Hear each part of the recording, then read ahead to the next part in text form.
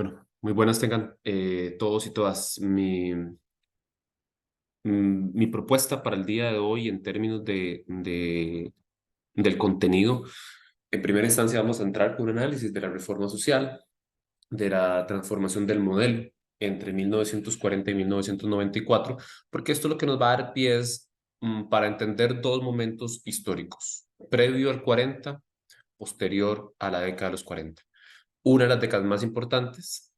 en términos sociopolíticos de Costa Rica y con un fuerte impulso en todo lo que viene a ser el cambio en la comprensión del modelo democrático, del modelo de política pública y del modelo económico fundamentalmente. Estos tres aspectos se conjugan en la década de los 40 como elementos insoslayables en la disputa entre las élites, los partidos políticos y toda la reconfiguración sociopolítica de la época. Es importante establecer las disputas en los marcos ideológicos sobre la economía y el Estado. En primera instancia, entendiendo el ocaso del liberalismo propiamente. La década de los 40 significó un escenario de transformaciones sociopolíticas que se maduraron desde las décadas anteriores, pensemos en la década de los 20, 30, que tuvo como resultado procesos de reconfiguración institucional, cambio del paradigma, la comprensión del Estado y la economía. Asimismo, una ruptura en el orden democrático, meramente en orden democrático electoral, pero también una discusión sobre la democracia en Costa Rica y el cambio en el comportamiento político y la aparición de nuevas fuerzas políticas. Esto es medular, porque hay una reconfiguración donde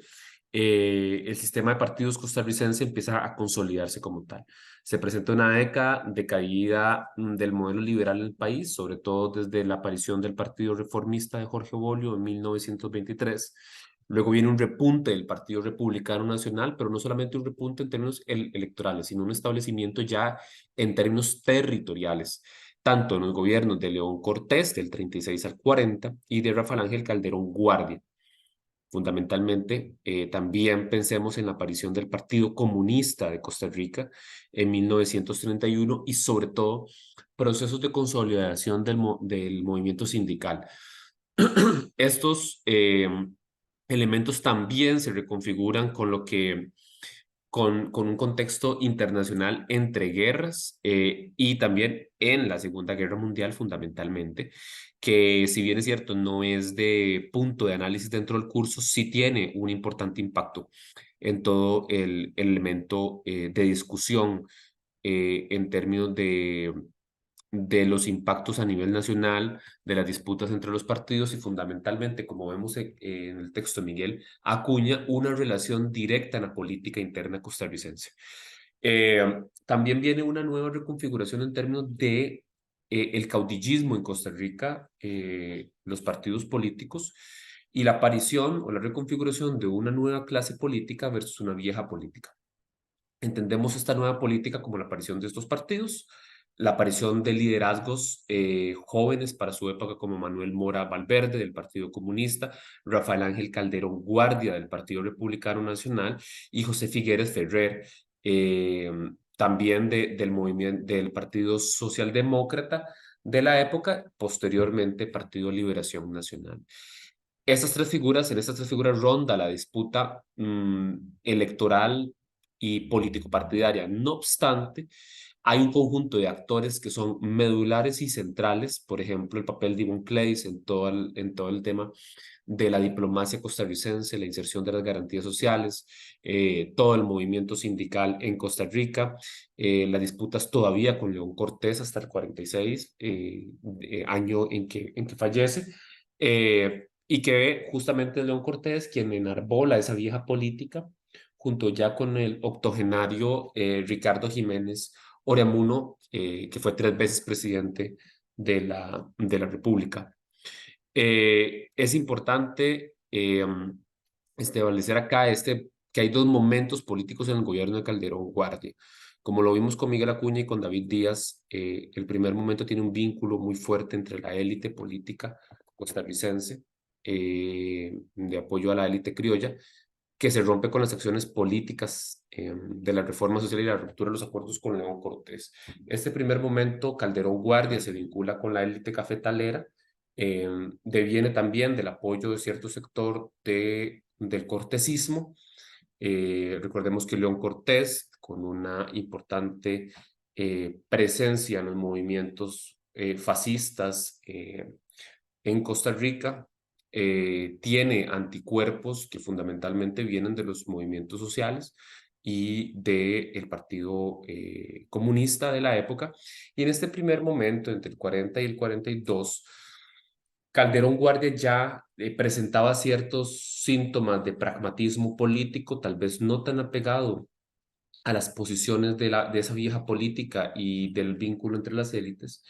eh, Empieza una reconfiguración de sus posiciones políticas que tienen también que ver con recomposiciones en términos electorales. El doctor mezcla una nueva forma de liderazgo político, el cual él traía consigo también un carisma innato en su accionar político, y logra cierta empatía con clases trabajadoras a partir de su labor como médico, fundamentalmente en la clase media y en las clases más empobrecidas del país. Claramente de una posición mucho más caudillista, y esto a su vez posiciona el ideario de una nueva clase política. Este lazo de Calderón tiene también consigo o trae consigo una reconfiguración alrededor de la política pública que se gestiona. Recordemos que Costa Rica venía de ciertas consolidaciones parciales, a mi criterio, sobre las políticas en educación y fundamentalmente sobre las políticas de salud. Eh, Calderón también tiene en su haber una posición bastante sólida en términos de su formación católica, y esto hace que la mirada con la que él intervenga a nivel de la política pública tiene también que ver con la doctrina social de la Iglesia, con las distintas encíclicas, y sobre todo con su formación en Bélgica como médico en una de las universidades más prestigiosas de corte católico. Estos elementos se mezclan en una figura altamente carismática, que logra sí el apoyo de las élites económicas de Costa Rica, fundamentalmente de la élite cafetalera, frente a una serie de actores políticos, por ejemplo, los liberales más de cepa, más del corte de Ricardo Jiménez, o precisamente con el Partido Comunista como el principal opositor al mismo gobierno republicano, que posteriormente se convierte en uno de sus principales aliados. Eh, es importante que este vínculo, digamos, también se da en el contexto internacional ya de la guerra eh, contra la Alemania nazi. Los viajes de Calderón, fundamentalmente el viaje que Calderón hace hacia Estados Unidos por invitación del presidente Roosevelt, es el que marca bastante el accionar costarricense en la Segunda Guerra Mundial y fundamentalmente el apoyo en la seguridad social. Estados Unidos ya había avanzado en todo el término de una política de seguridad social que buscara pisos mínimos de atención de salud para los sectores trabajadores y las clases más empobrecidas de su país, con un acceso gratuito, contributivo, ¿verdad? Y que este apoyo en el contexto de la Segunda Guerra Mundial, este apoyo a la seguridad social en el contexto de la Segunda Guerra Mundial, empujó a Calderón a posicionarse en contra de todo intento de formación de partidos de corte nacional socialista o fascista, y que intuitivamente también lo puso en contra de la población alemana, italiana y japonesa instalada en Costa Rica para dicha época. Esto en su retorno hacia Costa Rica, después del viaje con Roosevelt y después de la intersección de Wayne Clays, eh, para el desarrollo propiamente de la política de seguridad social en Costa Rica, marca un segundo momento que es la construcción de la alianza Caldero-Comunista, que busca la promoción de la reforma social, sobre todo en lo concerniente al mejoramiento social de la población. Ese segundo momento ya se marca en esta alianza estratégica alrededor de un programa político mínimo. Ahora bien, hay que tener en cuenta un elemento fundamental y que eso también trae consigo relaciones de poder instauradas en términos sociohistóricos. Número uno, Calderón no salía con el Partido Comunista única y exclusivamente porque eran una mayoría dentro del Congreso, sino también salía justamente como una forma estratégica para posicionar la seguridad social como reforma ante un aumento significativo del apoyo del comunismo en Costa Rica. El Partido Comunista ya tenía un importante apoyo en Costa Rica y que este a su vez se transforma y se traduce, digamos, en una mayor presencia a nivel de la Asamblea Legislativa, pero también de la movilidad de los distintos grupos de trabajadores y de los sindicatos. Este elemento es central. Una de las estrategias de coalición de la seguridad social dentro del Partido Comunista y la alianza con Calderón Guardia, justamente se debía a que la visión de Calderón era no dejarle un espacio de crecimiento más al comunismo en Costa Rica. Mucho de eso también guiado por la política de Roosevelt frente a los partidos comunistas, que justamente eran aliados coyunturales en un momento de guerra contra la Alemania nazi, pero que previo a esto ya habían sido o ya se había marcado una profunda diferencia. Estos dos momentos se marcan en un contexto de comunidad política donde hay un desgaste del modelo de los monocultivos. Recordemos que Costa Rica está prácticamente anclado a los monocultivos, fundamentalmente al cultivo del café, y que ya Costa Rica presentaba una crisis que ya arrastraba desde los años 30. No se consolidan las reformas de salud y no se consolidan las reformas de educación fundamentalmente por la deuda que Costa Rica había adquirido no en aquel momento con organismos internacionales, sino con bancos de Inglaterra y con bancos de Estados Unidos. Esta deuda o esta crisis de la deuda externa de Costa Rica de los años 30 tiene un desgaste también propio de un modelo que ya no representaba un giro significativo para el desarrollo costarricense, pero que seguía siendo un parteaguas para una élite política. Esto es medular de entender y de analizar en términos del desarrollo político costarricense. Esto a su vez, y como lo estamos viendo hoy en día, genera estancamientos en el desarrollo de las políticas públicas que nos deja en término medio, pero también un aumento de las desigualdades de las condiciones de vida. Este contexto de la comunidad política, que también es económico, es el que hace que se movilicen las distintas fuerzas en un momento de crisis. Eh, donde ya las crisis no solamente eran en términos del acceso al trabajo, sino un trabajo de calidad en primera instancia, dos, un acceso a los servicios públicos y tres, y fundamentalmente, un acceso, digamos, o un conjunto de diferencias, perdón, respecto a los territorios. Estos elementos, a su vez, impulsan y reconfiguran un accionar de la reforma social que, como les dije, no es un elemento de caridad en primera instancia, sino un giro más de orden asistencialista para contrarrestar el desarrollo de las políticas y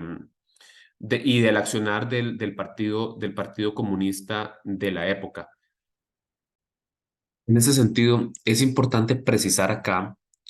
que cuando hablamos de la arquitectura de política pública en términos de la reforma social, estamos hablando de los distintos componentes que se incluyen dentro de la reforma social. Recordemos que Costa Rica, como tal, había perdido la Universidad de Santo Tomás, la Universidad Católica de Santo Tomás, en el siglo XIX, eh, y que también para el desarrollo de este nuevo modelo, pero también como una cuestión reivindicativa del sector católico de Costa Rica, la creación de una nueva universidad era medular,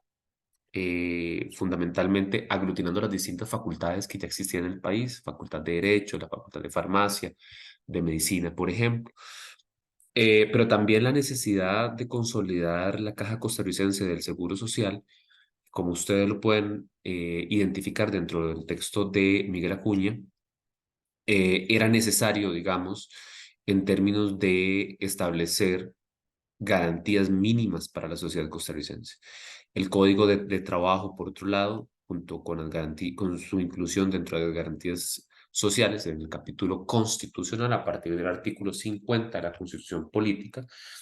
era también un elemento reivindicativo de todo un conjunto de propuestas y de luchas sociales que se habían arrastrado prácticamente desde la década de los 20 en Costa Rica y que se consolidaba con un código de trabajo que establecía premisas mínimas, jornada laborales de 8 horas, garantías de negociación. Aún, aunque este código de trabajo fue un hito importante, no recuperó del todo tampoco grandes discusiones en términos de negociación sindical, de derechos laborales en los sindicatos privados, fundamentalmente los sindicatos de las bananeras. No previó, digamos, otro conjunto de elementos que durante las décadas de los 50 y de los 60 fueron puntos de partida de discusiones y de movilización social. Digo, este conjunto de reformas eran un punto de partida y tenemos que tomar a la reforma social no como algo, no como un fin en sí mismo, digo, no solamente como el componente de las garantías sociales, de la caja, de la Universidad de Costa Rica, la creación de las casas baratas, de la ley de creación de casas baratas, por ejemplo, o el avance también en los regímenes de pensiones, que fue fundamental y que lo vamos a estar abordando posteriormente. No entender este como un fin en sí mismo, sino como un punto de partida que a su vez también fue medular en la discusión posterior, mm, posterior a la Guerra Civil y a la creación de la Junta Fundadora de la Segunda República en 1940, 48, 49. Entonces tenemos este conjunto de reformas, que es un despliegue de la arquitectura de un momento donde el programa político del Partido Republicano eh, también logró un vínculo con el programa político del Partido Comunista, entendiendo que esta alianza estratégica era una alianza de conflicto en sí mismo, ¿no? Todo el despliegue de la creación de la Caja Costarricense del Seguro Social y de la reforma social en su integralidad tenía que ver justamente con un aire, con un clima anticomunista de impulso. Ahora bien, y como lo señala Miguel Acuña, relatando la voz de Ivonne Claims, esta reforma y este apoyo tácito del Partido Comunista a la reforma social, para el sector conservador le implicó también una ruptura en sí mismo. ¿Ok? Este elemento empieza también a gestar un conflicto de élites, justamente cuando Calderón Guardia no cumple un acuerdo que tenía con León Cortés y genera un cisma dentro del Partido Republicano Nacional que lleva a la ruptura a los cortesistas con los calderonistas, es decir, un choque y un quiebre de élites, justamente por este vínculo que genera Calderón Guardia eh, con el Partido Comunista, posteriormente con Vanguardia Popular. Este es el preámbulo general que nos lleva a la década, que nos lleva a la década de los 40, en los primeros 2, 3 años del gobierno de Calderón Guardia, y que es medular para entender todo el despliegue posterior que se da en términos de lo que Laclau en David Díaz llama la lógica, en lo que David Díaz a partir de Laclau llama la lógica de equivalencias. Es decir, cómo el doctor Calderón Guardia articula en sí mismo un discurso populista, caudillista, que le permite capturar un apoyo tácito de ciertos sectores sociales y de partidos políticos, fundamentalmente el Partido Comunista, alrededor de la reforma social. Esto en una condición de disputa entre las élites y la oligarquía cafetalera costarricense, donde el punto medular era ya una crítica al agotamiento que había sobre el modelo liberal para la época. Esto, obviamente, ante el agotamiento del modelo liberal, no solo en su forma económica como modelo y estrategia de desarrollo, sino también en su forma de Estado y en la generación de prestación de servicios, lo cual tiene un impacto también en la forma de relacionamiento con la sociedad civil. Estos elementos los seguiremos ahondando cuando ya analicemos el rol populista de Calderón Guardia alrededor de la reforma de la reforma social.